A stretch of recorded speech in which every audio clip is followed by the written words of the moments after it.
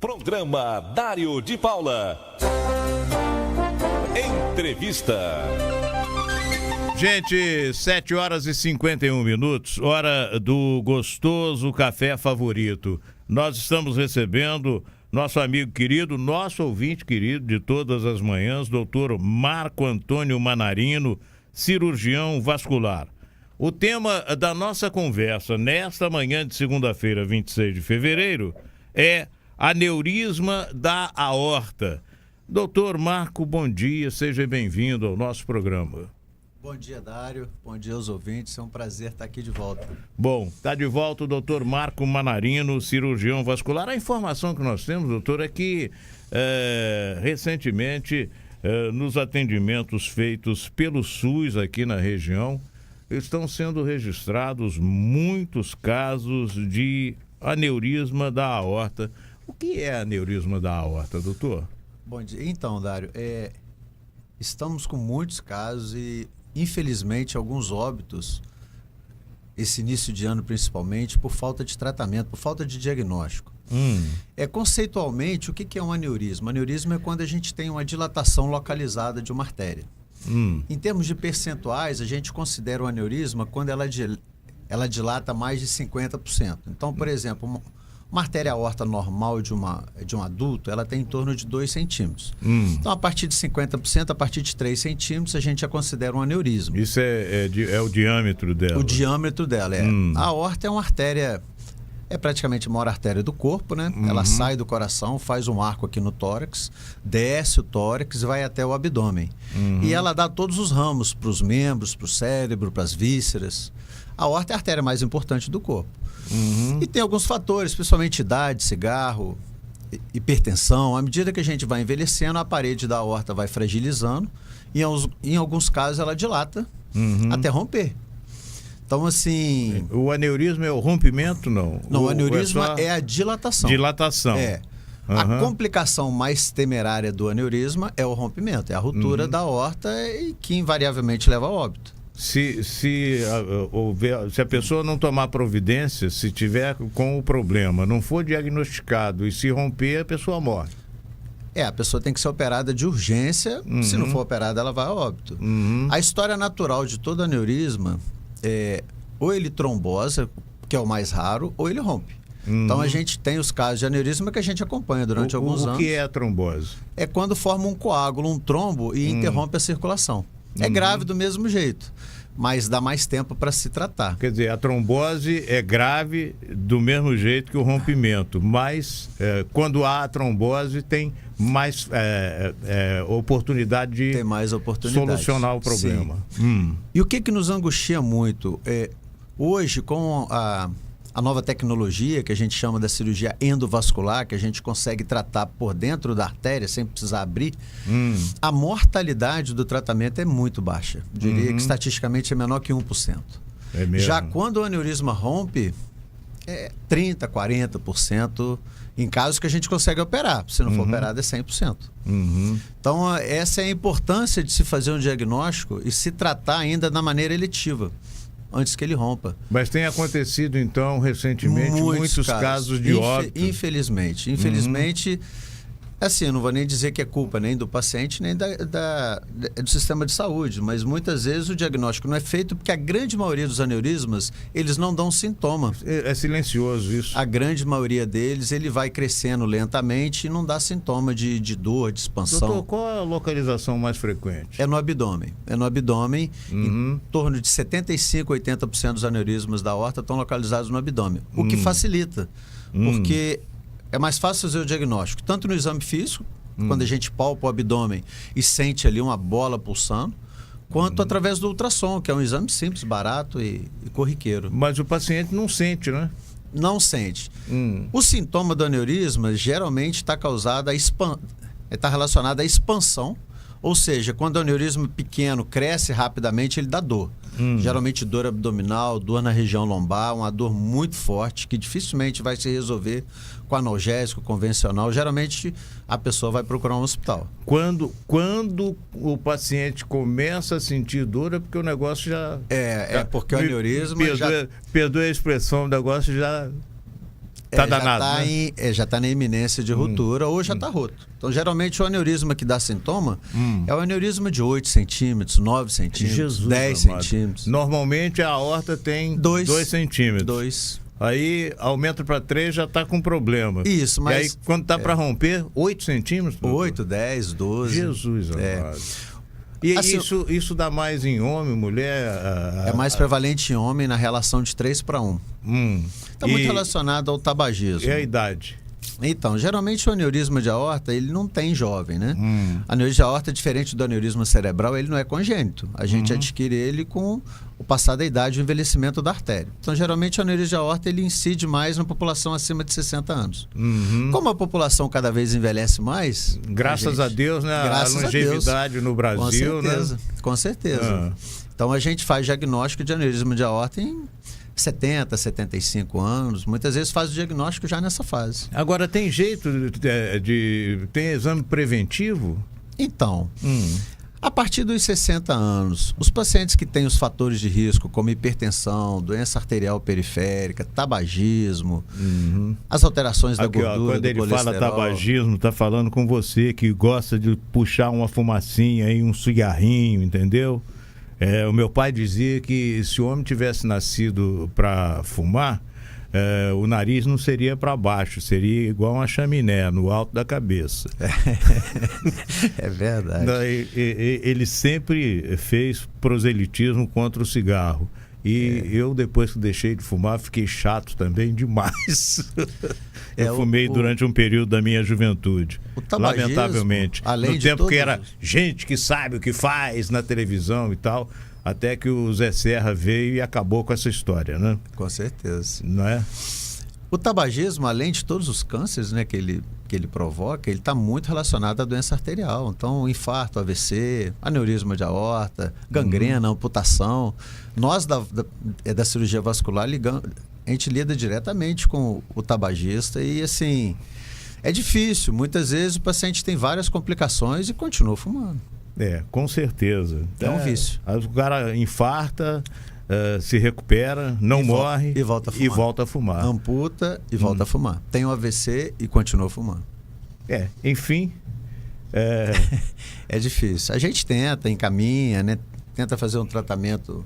O sistema de saúde hoje tem tratamento, né? Com drogas para tentar aliviar o vício, né? Mas muitas vezes é mais uma questão psicológica, é difícil. A Prefeitura de Volta Redonda tinha, eu não sei se mantém ainda esse programa, mas tinha um programa de antitabagismo que era muito eficiente, né? Eu não sei detalhes, mas ainda tem. Ainda tem, isso, né? Sim, lá no estádio. Gente, são 7h59, hora do café favorito. Nós estamos conversando com o Dr. Marco Antônio Manarino, cirurgião vascular, falando sobre o recente aumento do aneurisma de aorta ocorrendo nos atendimentos do SUS aqui na região.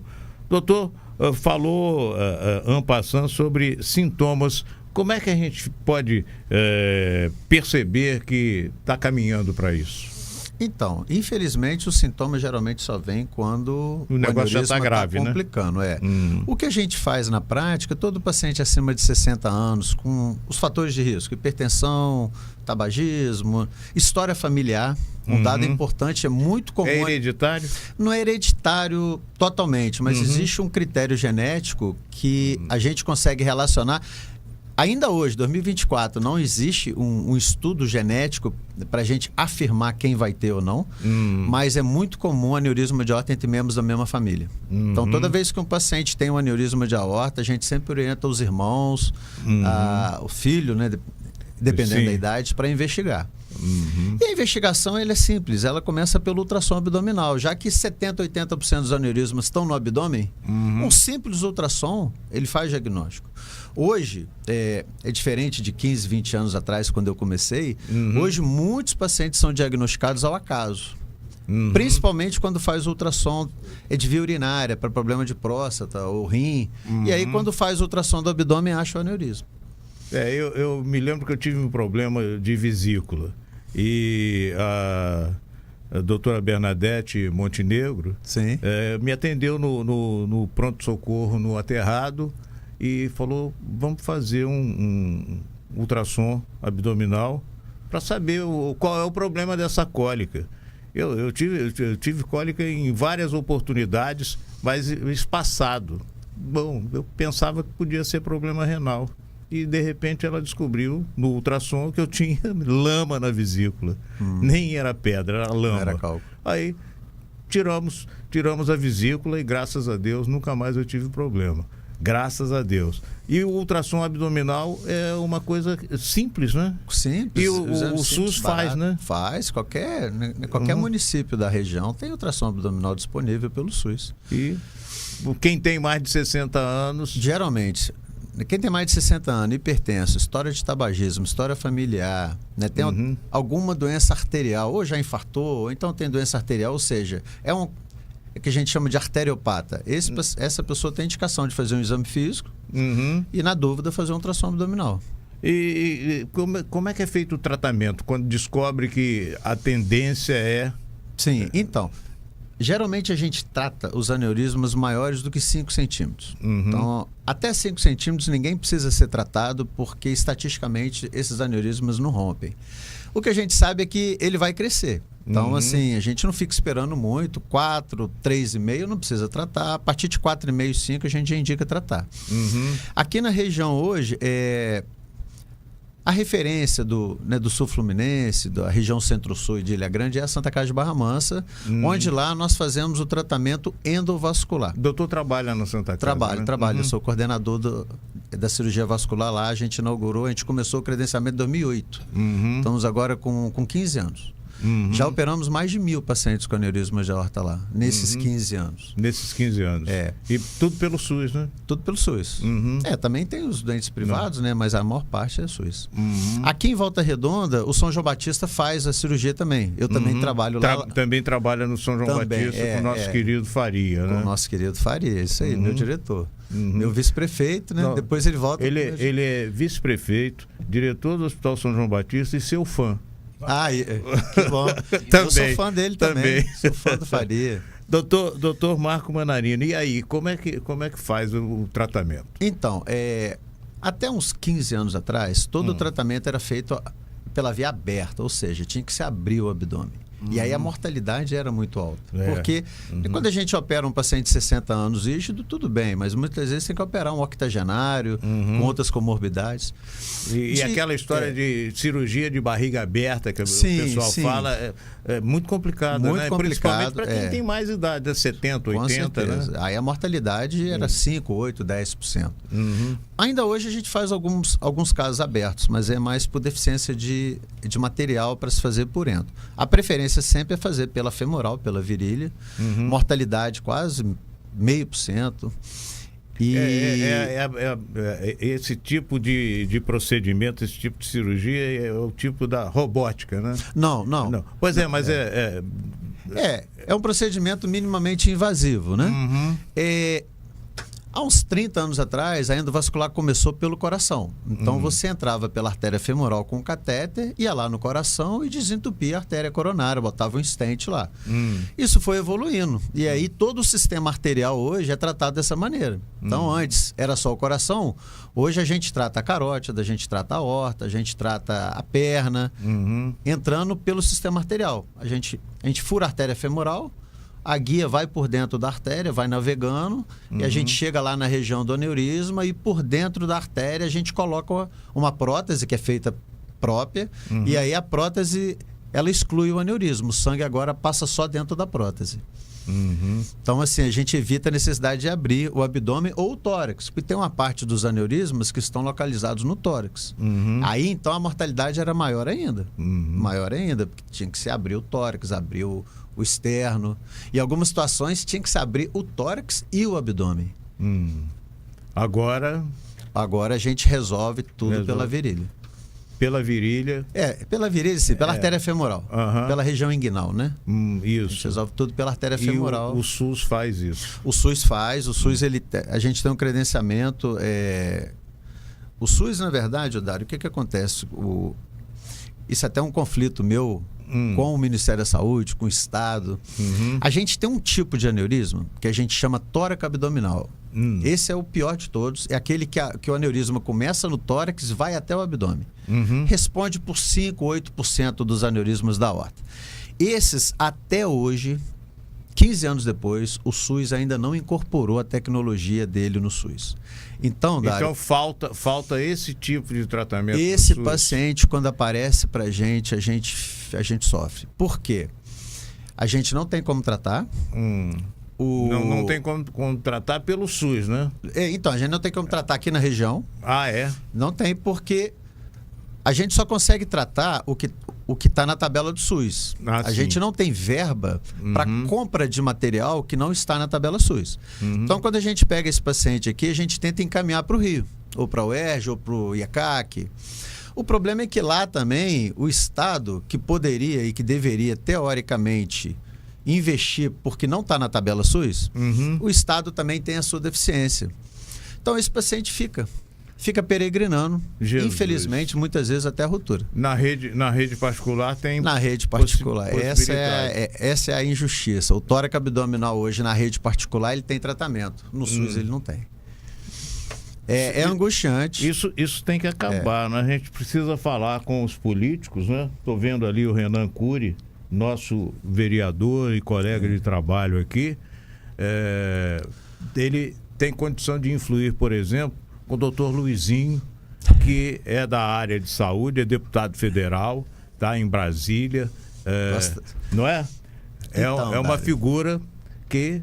Vamos pedir para o Renan. Depois eu gostaria que, depois que terminasse a entrevista, o senhor conversasse com o Renan e colocasse o Renan a par para a gente conseguir. Eu já tentei de tudo. Eu já fui ao Luizinho várias vezes. Eu já fui ao QIEP, que é o secretário anterior ao Luizinho. A gente já foi ao Ministério da Saúde pela Sociedade Brasileira de Vascular. Na época do governo anterior, existia um programa QualiSUS. O antigo ministro do ex-presidente Bolsonaro, ele era hemodinamicista, cardiologista. Então, eles entenderam e começou o projeto do QualiSUS, que chamava. Mas aí, infelizmente, mudou o governo e aí voltamos à estaca zero. A nível estadual, eu particularmente estou há 5 anos nessa luta. Eu já montei vários projetos para o Estado, entreguei lá na Secretaria Estadual de Saúde, foi aprovado pela CIB, que é a reunião dos municípios. Mas quando chega na hora H... Eu não sei se por uma questão jurídica do Ministério Público, interpreta que aquilo ali não é um material que tem na tabela SUS. É o que eu falo com o Luizinho, já falei com ele. Agora com a Cláudia, atual secretária. Se vocês não têm como dar a estrutura para a gente tratar aqui, que pelo menos se resolva para a gente poder encaminhar. Porque na prática, nem a gente trata aqui e nem a gente consegue encaminhar. Vou dar um exemplo de como o problema é difícil. Em 2021... nós atendemos aqui no São João Batista o pai de uma assessora do prefeito, do Neto, com tórax abdominal. Fiz um relatório e encaminhei para a prefeitura me ajudar a regular ele para o Estado. A secretária Conceição, ela intercedeu pessoalmente para tentar transferir o paciente lá para o Instituto de Cardiologia de Laranjeira ou para o UERJ. 2 anos e meio se passaram. Jesus. Há 10 dias atrás ele internou no São João Batista. Ele tinha um aneurisma de 6 centímetros. Há 10 dias atrás internou no São João Batista com aneurisma de 11 centímetros, com dor, e infelizmente veio a óbito. Oh, Jesus. Sem tratamento. Sem a possibilidade, apesar da Conceição ter Apesar dela ter intercedido. Pessoalmente, tentou de tudo com a... Imagino, eu não sei se chegou ao Luizinho, mas com certeza com os assessores tentou. E assim, a gente tenta... O dente vai lá na UERJ, lá eles argumentam que não tem o material. O dente vai no Instituto de Cardiologia, diz que não tem o material. Algumas situações foram judicializadas, mas assim, eu particularmente sou contra. Eu não tenho como estimular 2, 3 pacientes por mês a entrar na justiça, porque isso aí é ruim para mim, é ruim para a minha instituição, é ruim para o prefeito, para o governador, para todo mundo. Porque fica uma questão, a justiça empenha... tira o dinheiro da conta de uma prefeitura e aí, pra gente é péssimo. A gente está acostumado a trabalhar com o que tem na tabela SUS, né?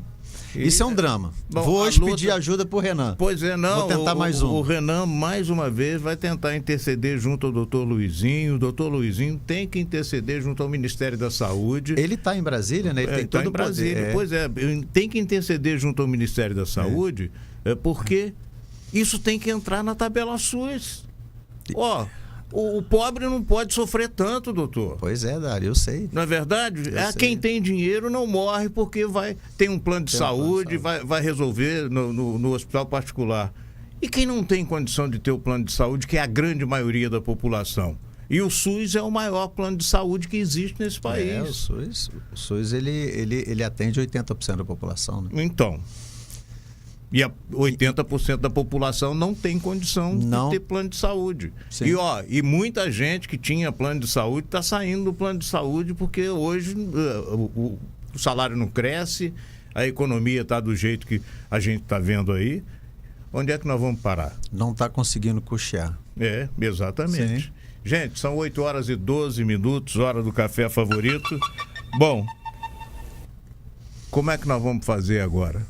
Vamos interceder junto ao Renan, para que ele interceda junto ao doutor Luizinho, para que o doutor Luizinho interceda junto à ministra da Saúde e vamos em frente. Está lançada a semente. Vamos agora trabalhar, doutor. Vamos sim.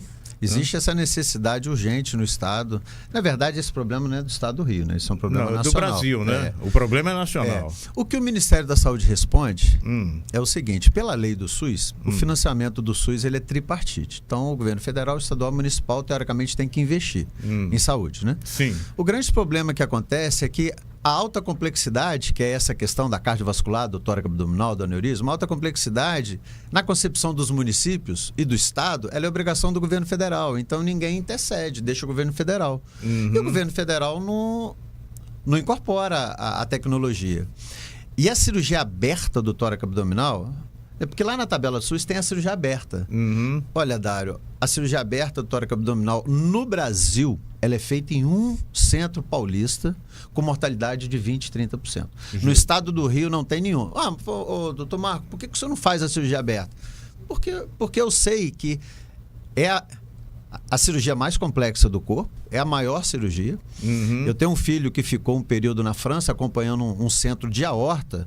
Então você tem...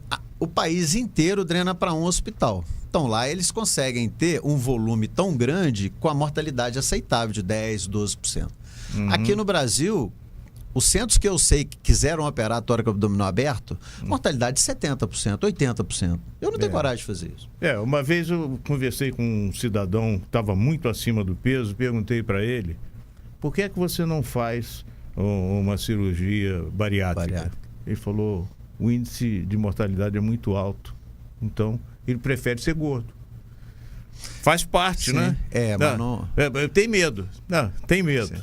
Não é? Então, faz parte. Mas, no caso da cirurgia aberta que o doutor Marco Manarino está falando aí, 70%, 80% de mortalidade. É inaceitável, porque assim, a complexidade da cirurgia, ela é extrema para qualquer hospital nacional. Assim, é claro que tem alguns hospitais do país que teriam condições de fazer, treinar uma equipe lá fora. O problema é que o mundo todo está parando de fazer a cirurgia aberta para fazer por endo, o tórax abdominal. Então a gente vai agora no Brasil inverter a lógica? Não. Como o Ministério da Saúde não custeia, nós vamos agora submeter os pacientes a uma cirurgia monstruosa. Não tem como. Não deve. Não pode. Doutor, estou vendo aqui que a produção do programa está pedindo para o senhor mandar um beijo. Não, Dário, eu que escrevi para lembrar a última vez que eu tive aqui. A última vez que eu tive aqui, eu tenho uma filha, Fernanda, de 8 anos. Ela estava me assistindo em casa e ela ficou triste porque eu não mandei um beijo para ela. Eu escrevi para lembrar. Fernanda, você está aí no nosso canal no YouTube, ó. Eu também vou mandar um beijo para você. Um beijo, lindona. Doutor Marco Manarino. Tem 8 anos. Tem 8 anos, é a minha caçula. É a caçulinha lá de casa. Aí, e ela é toda carinhosa. E falou, pai, você nem falou. Nem mandou um beijinho pra mim e tal. E ela tá assistindo, aí no nosso canal no YouTube, assistindo a entrevista. Aliás, muito boa, como sempre, a participação do Dr. Marco Manarino aqui no programa. E nós esperamos que a gente consiga convencer as autoridades nacionais da saúde a tomarem uma providência em defesa da população carente, sem dúvida alguma. Com certeza, alguma coisa tem que ser feita. Doutor, prazer recebê-lo aqui, um grande abraço, viu? Prazer é meu, muito obrigado pela oportunidade, até a próxima. Liga o rádio aí. Vem participar, esse programa é bom demais. Não tem concorrência, é líder de audiência. Essa galera sabe o que faz. É só ficar ligado.